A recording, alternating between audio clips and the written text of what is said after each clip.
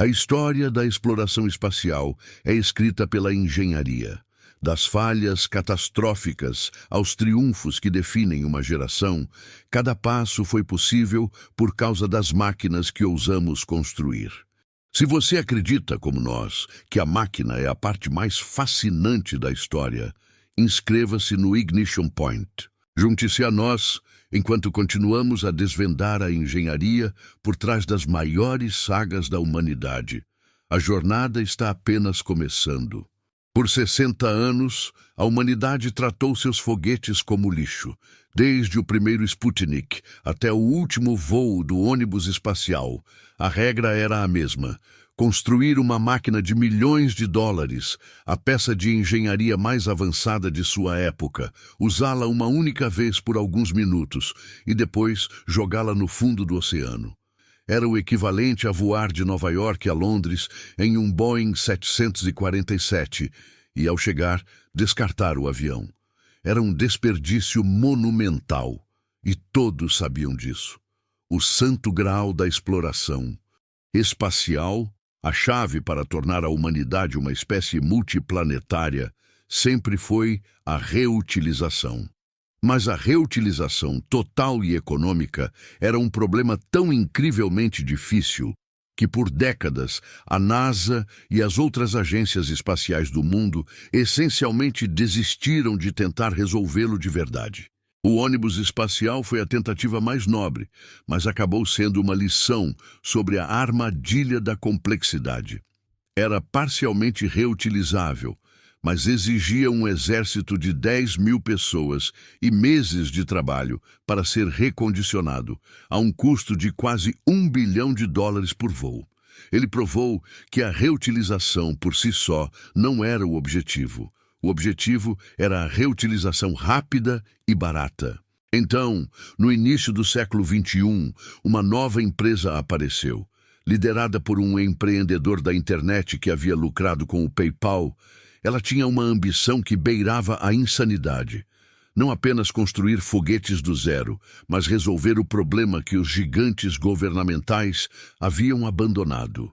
E eles iriam resolvê-lo não com um planador alado complexo, mas com a manobra mais elegante, mais perigosa e mais visualmente espetacular da história da astronáutica: o pouso propulsado de um primeiro estágio.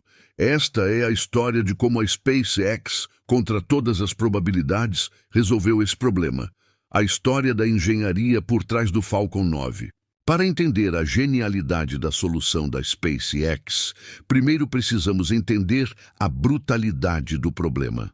O primeiro estágio de um foguete orbital é uma máquina otimizada para uma única tarefa: subir. Rápido.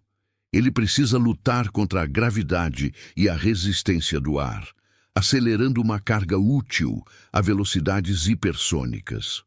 No momento da separação do estágio, a cerca de 80 quilômetros de altitude, ele está viajando a quase 8.000 quilômetros por hora. Ele está quente, vibrando e, essencialmente, fora de controle. A partir deste ponto, o desafio de recuperá-lo é triplo. Primeiro, você precisa sobreviver à reentrada. O estágio está caindo de volta através da atmosfera a uma velocidade que o transformaria em uma bola de fogo. Segundo, você precisa de direção. Ele está caindo como uma flecha de ponta-cabeça e você precisa guiá-lo com precisão de metros até um alvo minúsculo, seja uma plataforma no solo ou uma balsa-drone no meio do oceano. E terceiro, e mais difícil de todos, você precisa parar. Você precisa desacelerar de milhares de quilômetros por hora para zero, tocando o solo com a suavidade de uma pluma. A NASA, nos anos 60, até chegou a experimentar com a ideia. O projeto DC-X, ou Delta Clipper, foi um pequeno protótipo que provou que o pouso vertical era fisicamente possível em baixa altitude. Mas escalar isso para um primeiro estágio de um foguete orbital que pesa dezenas de toneladas e viaja a velocidades hipersônicas era uma ordem de magnitude mais difícil. A quantidade de combustível extra necessária para a reentrada, a direção e o pouso, era vista como uma penalidade de desempenho tão grande que tornaria o foguete inútil para a maioria das missões. Era mais fácil e acreditava-se mais barato simplesmente jogar o estágio fora e construir outro. A SpaceX rejeitou essa premissa. Desde o primeiro dia, Elon Musk afirmou que a reutilização era o núcleo da filosofia da empresa. O próprio nome do foguete, Falcon, era uma homenagem à Millennium Falcon de Star Wars. E o número 9 se referia à sua característica de design mais importante, o uso de 9 motores Merlin. Essa decisão, assim como a decisão dos soviéticos de usar 30 motores no N-1, foi fundamental. Mas ao contrário do N-1, a SpaceX usou a multiplicidade de motores a seu favor, criando um sistema robusto e tolerante a falhas. O Falcon 9 pode perder até 2 de seus 9 motores durante a subida e ainda assim completar sua missão.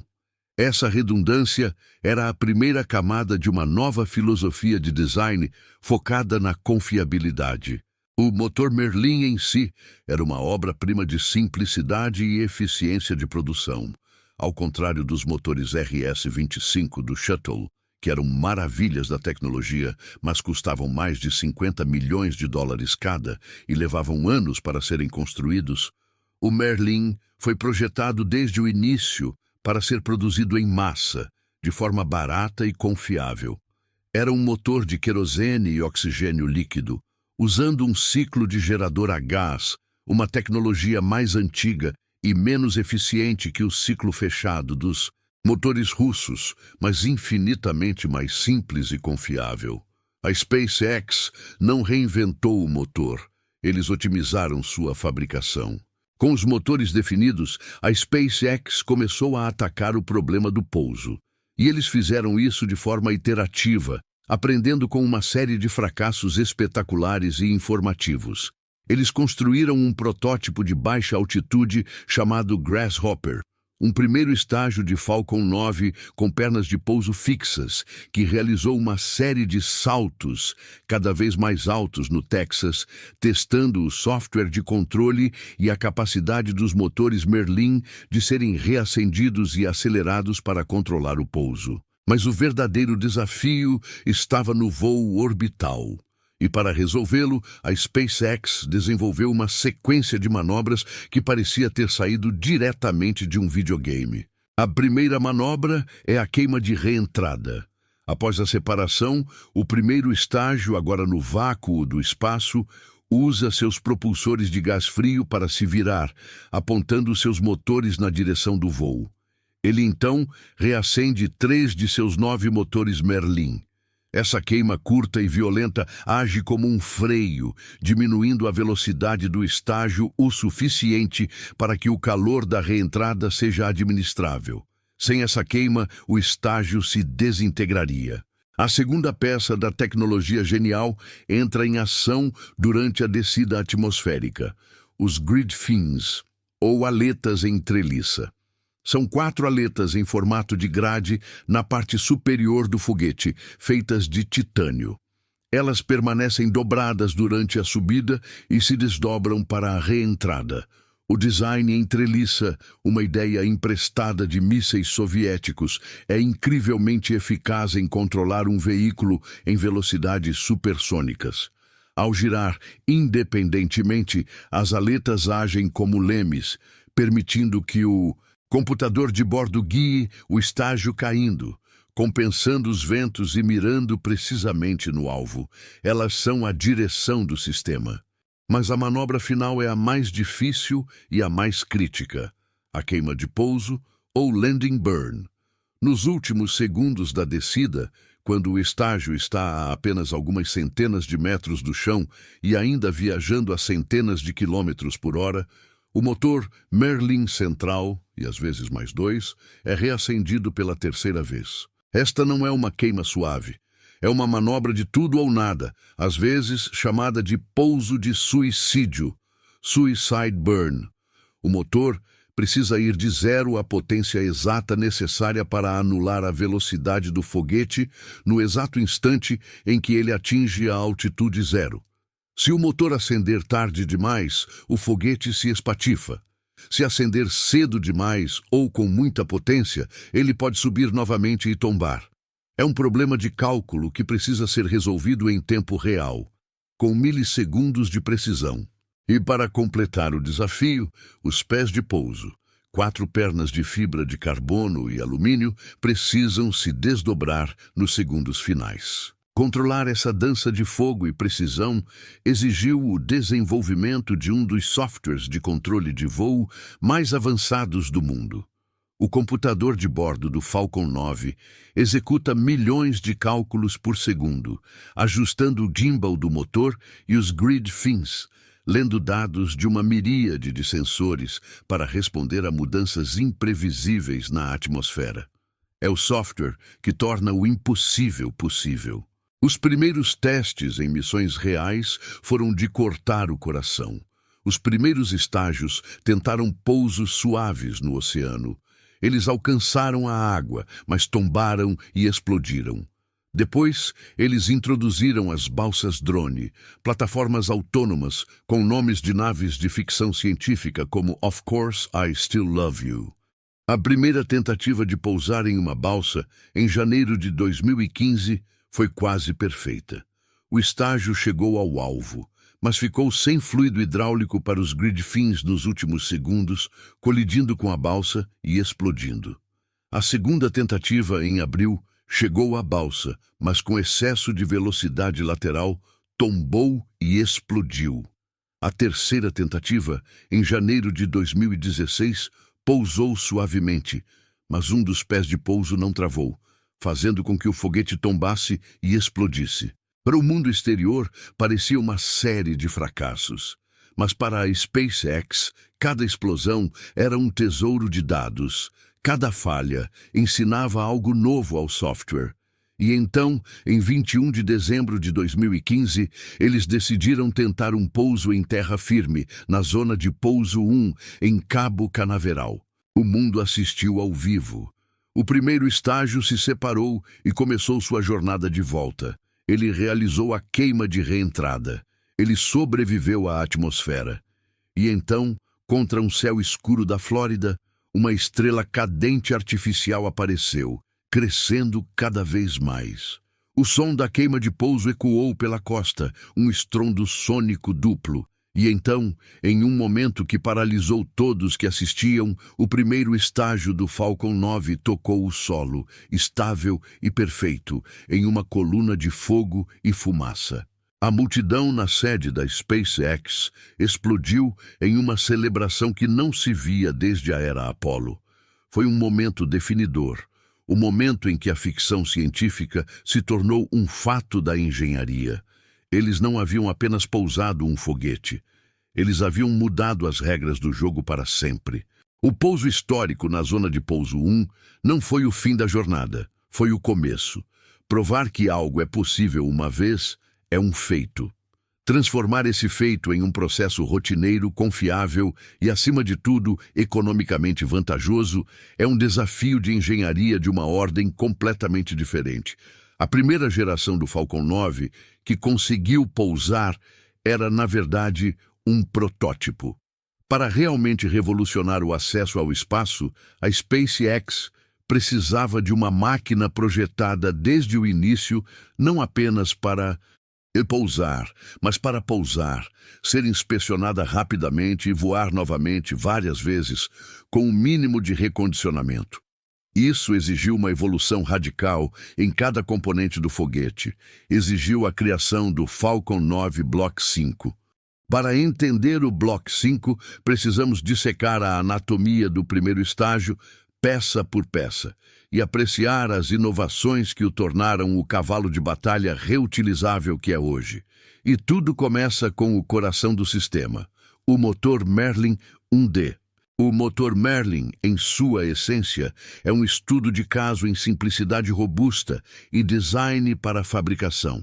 Ao contrário dos motores exóticos do passado, que usavam ciclos de combustão complexos e ligas metálicas de ponta, o Merlin é um motor de ciclo aberto com um gerador a gás. Isso significa que uma pequena parte do combustível e do oxidante é queimada em um pré-queimador para acionar a turbobomba. E o gás de escape desse processo é simplesmente ejetado para o lado, em vez de ser reinjetado na câmara de combustão principal. É um design menos eficiente, mas dramaticamente mais simples, mais confiável e que opera com pressões e temperaturas mais baixas, o que aumenta a vida útil do motor. Mas a verdadeira inovação do Merlin é a ignição. Motores de foguete tradicionais usavam propelentes hipergólicos ou sistemas de ignição complexos de um único uso para dar partida. O Merlin usa uma fonte de ignição pirofórica, o trietilalumínio trietilborano, ou TATB. É uma substância que entra em ignição espontaneamente em contato com o ar ou com o oxigênio líquido. Ao injetar uma pequena quantidade de TATB na câmara de combustão pouco antes dos propelentes principais, a SpaceX consegue um sistema de ignição que pode ser usado várias vezes, de forma confiável. Essa capacidade de reacender os motores no vácuo do espaço e na atmosfera é absolutamente fundamental para a capacidade de pouso do foguete. Um Falcon 9 pode reacender seus motores até 3 vezes em uma única missão. Uma vez para a subida principal, uma segunda vez para a queima de reentrada e uma terceira vez para a queima de pouso. Esses 9 motores, Merlin, são montados em uma estrutura chamada OctaWeb. É uma peça de metal forjado onde 8 motores são dispostos em um círculo ao redor de um 9º motor central. Esse design não é apenas estruturalmente eficiente, mas também protege os motores. Se um motor explodir durante a subida, um evento que a SpaceX testou deliberadamente, a estrutura do OctaWeb é projetada para conter a explosão e impedir que ela se propague para os outros motores, permitindo que o foguete continue sua missão. Acima da seção do motor, encontramos os tanques de propelente, que formam a maior parte da estrutura do primeiro estágio. E aqui, a SpaceX fez uma inovação sutil, mas revolucionária: o uso de oxigênio líquido superresfriado ou densificado. Ao resfriar o oxigênio líquido para perto de seu ponto de congelamento, a 207 graus Celsius, a SpaceX consegue torná-lo cerca de 10% mais denso. Isso significa que mais oxigênio pode ser armazenado no mesmo volume de tanque, o que se traduz em um desempenho significativamente maior. Esse desempenho extra é o que fornece a margem de combustível necessária para as manobras de pouso, sem sacrificar demasiada capacidade de carga útil. É uma otimização termodinâmica que dá ao Falcon 9 a energia para fazer o que nenhum outro foguete conseguia. Mas a força e a potência são inúteis sem controle. E o controle durante a descida vem das aletas em treliça, ou grid fins. As versões iniciais usadas nos primeiros pousos eram feitas de alumínio. Elas funcionavam, mas sofriam danos significativos com o calor da reentrada, exigindo substituição ou reparos extensos. Para o Block 5, a SpaceX fez uma atualização crucial. Os grid fins agora são feitos de titânio fundido. O titânio tem um ponto de fusão muito mais alto e pode suportar o calor da reentrada sem se degradar. Eles são maiores, mais robustos e oferecem um controle aerodinâmico superior, permitindo pousos mais precisos em uma gama maior de condições de vento. Eles são a personificação da filosofia do Block 5, projetar para reutilização, não apenas para sobrevivência. A mesma filosofia se aplica aos pés de pouso.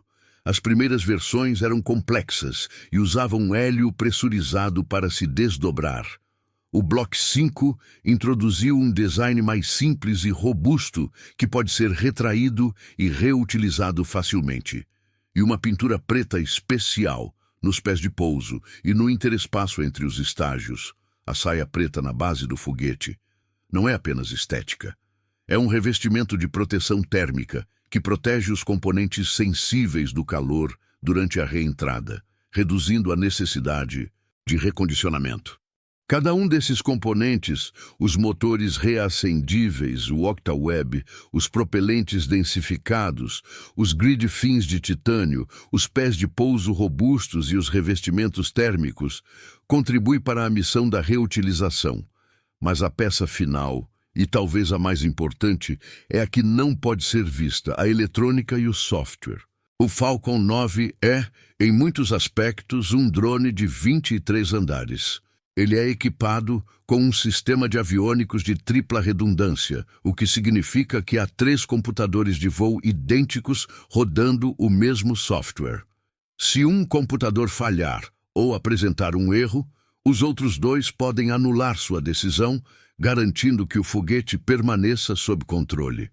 Esse sistema é alimentado por um software que aprendeu e evoluiu com cada um dos mais de 100 pousos tentados. Cada dado coletado, cada explosão, cada pouso difícil, cada sucesso foi usado para refinar os algoritmos que controlam a descida. O software que pousa o Falcon 9 hoje é o resultado de uma das campanhas de aprendizado de máquina mais ambiciosas e de alto risco já conduzidas. Essa combinação de hardware robusto e software inteligente culminou no Falcon 9 Block 5, que voou pela primeira vez em 2018. Ele foi projetado para voar até 10 vezes com o mínimo de inspeção e até 100 vezes com recondicionamento. E a SpaceX rapidamente começou a provar essa capacidade. Eles começaram a voar os mesmos primeiros estágios repetidamente. 3 voos. 5. O recorde continuou a subir. 7. 10. E, recentemente, até mesmo 15 voos para um único propulsor. O resultado foi uma transformação completa na economia do acesso ao espaço. O custo de lançamento de um satélite despencou. A NASA, que antes pagava à Rússia mais de 80 milhões de dólares por um assento em uma cápsula Soyuz, agora paga à SpaceX cerca de 55 milhões. Mas o verdadeiro impacto foi no mercado de satélites comerciais. De repente, ficou viável lançar mega-constelações como a Starlink, com milhares de satélites, algo que seria economicamente impossível na era dos foguetes descartáveis. A engenharia do Falcon 9 não é apenas sobre pousar um foguete. É sobre a criação de um sistema onde a simplicidade robusta, o design iterativo e a produção em massa superam a complexidade de peça única. É uma filosofia que aprendeu com as lições do ônibus espacial, que provou que a reutilização complexa é, na verdade, mais cara do que a descartabilidade simples. A SpaceX provou que a única reutilização que importa é a reutilização rápida.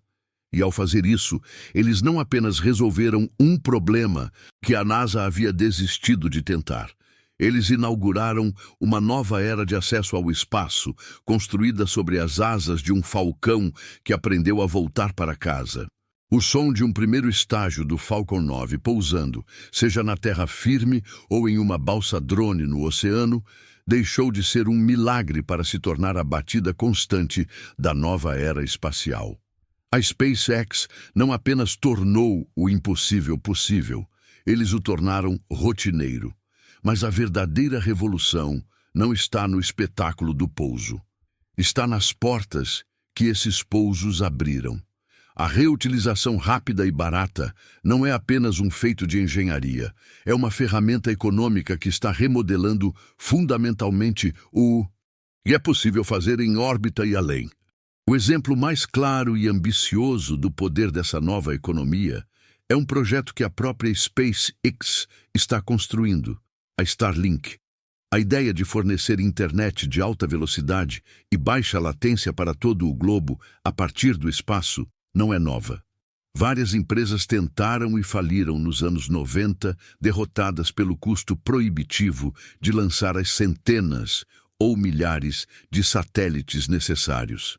Com foguetes descartáveis, o custo de lançamento era simplesmente muito alto para que o modelo de negócios funcionasse. O Falcon 9 mudou essa equação. Ao reutilizar o primeiro estágio, o componente mais caro do foguete, a SpaceX conseguiu reduzir drasticamente o custo por lançamento. Isso tornou viável não apenas lançar uma constelação, mas lançar uma mega constelação com dezenas de milhares de satélites. A cada 2 semanas, e às vezes com mais frequência, um Falcon 9 decola, transportando uma pilha de 60 satélites Starlink para a órbita baixa da Terra. É uma cadência de lançamento sem precedentes na história, uma verdadeira linha de montagem para o espaço, impulsionada pela capacidade de voar com propulsores que já voaram mais de uma dúzia de vezes. A Starlink, que agora fornece internet para milhões de pessoas em locais remotos e zonas de conflito, simplesmente não existiria sem a reutilização do Falcon 9. Ela é o primeiro grande dividendo da revolução. O segundo grande impacto foi no voo espacial tripulado. O fim do programa do ônibus espacial deixou a NASA em uma posição embaraçosa, dependendo de seu antigo rival, a Rússia, para enviar astronautas à Estação Espacial Internacional. O programa Commercial Crew da NASA foi projetado para acabar com essa dependência.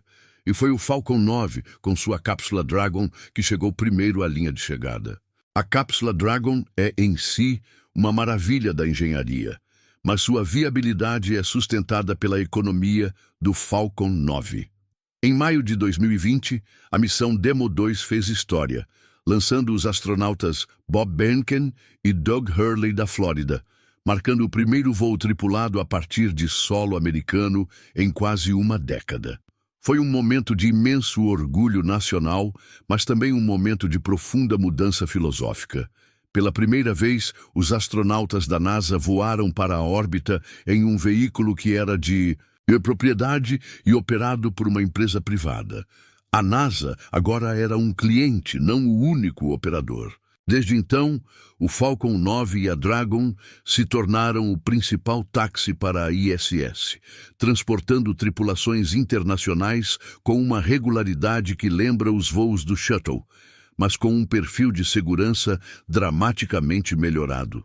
A cápsula Dragon tem um sistema de escape de lançamento completo, algo que faltava tragicamente no Shuttle, permitindo que a tripulação seja puxada para a segurança em qualquer ponto durante a subida. Essa nova capacidade não apenas restaurou a independência americana no espaço, mas também abriu as portas para uma nova economia em órbita baixa, com missões totalmente privadas, como a Inspiration 4, levando cidadãos comuns para o espaço. Mas o impacto do Falcon 9 se estende muito além da órbita da Terra. Sua confiabilidade e custo mais baixo o tornaram o lançador de escolha para a ciência planetária. Missões da NASA para estudar asteroides, o Sol e a atmosfera de Marte foram lançadas em foguetes Falcon 9. E ele desempenhará um papel crucial no retorno da humanidade à Lua. O programa Artemis da NASA, que visa estabelecer uma presença humana sustentável na superfície lunar, dependerá do Falcon 9 e de sua versão mais potente, o Falcon Heavy, para lançar muitos dos componentes de infraestrutura, como os módulos da futura Estação Espacial Lunar, a Gateway. O Falcon Heavy é, em si, uma prova da genialidade do design modular da SpaceX. Essencialmente, são 3 primeiros estágios do Falcon 9 amarrados juntos, com 27 motores Merlin disparando na decolagem. Ele se tornou o foguete operacional mais potente do mundo, capaz de lançar cargas pesadas diretamente para Marte ou para o sistema solar exterior. E claro, os 2 propulsores laterais do Falcon Heavy são projetados para retornar e pousar em sincronia quase perfeita, uma das manobras mais espetaculares da astronáutica moderna. No entanto, o Falcon 9, por toda a sua capacidade revolucionária, nunca foi o objetivo final. Desde o início, Elon Musk viu o Falcon 9 como um trampolim, um projeto para gerar receita e, o mais importante, para aprender as lições de engenharia necessárias para construir seu verdadeiro sonho, o foguete que nos levará a Marte. Esse foguete é a Starship. A Starship é um veículo de uma escala e ambição que fazem até o Saturno V parecer modesto. É um sistema de 2 estágios, totalmente reutilizável. O primeiro estágio, chamado Super Heavy, será impulsionado por 33 motores Raptor de última geração. E o segundo estágio, a própria Starship, é uma nave espacial que também funciona como o segundo estágio do foguete, projetada para ser reabastecida em órbita e viajar para a Lua, Marte e além. Tudo o que a SpaceX aprendeu com o Falcon 9 está sendo aplicado no design da Starship. A filosofia de usar múltiplos motores para a redundância. O uso de aço inoxidável em vez de fibra de carbono, priorizando a facilidade de fabricação e a robustez sobre o peso mínimo. E, claro, a manobra de pouso propulsado. A Starship, ao retornar do espaço, realizará uma manobra de barrigada para desacelerar na atmosfera, antes de se virar no último segundo para um pouso vertical, exatamente como seu irmão mais velho, o Falcon 9, a ensinou a fazer. O Falcon 9 foi a ferramenta que quebrou o monopólio governamental no acesso ao espaço e resolveu o quebra-cabeça da reutilização econômica. Ele transformou a SpaceX de uma startup audaciosa em uma força dominante na indústria aeroespacial global. Ele financiou e informou o desenvolvimento da Starship. Em muitos aspectos, o Falcon 9 foi o ensaio geral para a colonização de Marte. Portanto, a próxima vez que você vir as imagens de um primeiro estágio do Falcon 9 descendo dos céus em uma coluna de fogo, lembre-se de que você não está apenas assistindo a um feito técnico. Você está testemunhando a manifestação de uma nova filosofia. Uma filosofia que diz que o acesso ao espaço não precisa ser proibitivamente caro, que a complexidade é inimiga da reutilização e que a chave para o futuro da humanidade entre as estrelas não está em construir monumentos de um único uso, mas em construir as pontes que podemos atravessar repetidamente. O Falcon 9 não é apenas um foguete, é a primeira dessas pontes e está nos mostrando o caminho a seguir.